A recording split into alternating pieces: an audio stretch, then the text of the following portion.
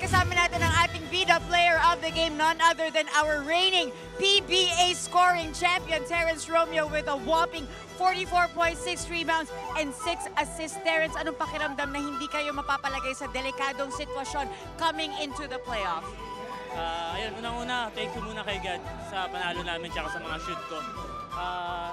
Ayun, hindi kami pwedeng mag-relax pa rin kasi every game pa rin going to the playoffs is malalakas na yung mga kalaban mo. So hindi kami pwedeng makontento sa panalo namin ngayon. Kailangan pag-uwi namin sa bahay, focus kami sa next game namin, prepare kagad. Anong focus ang kinakailangan para hindi lang kayong dalawa ni Stanley, kundi lahat ay maging threat mula sa Global Point?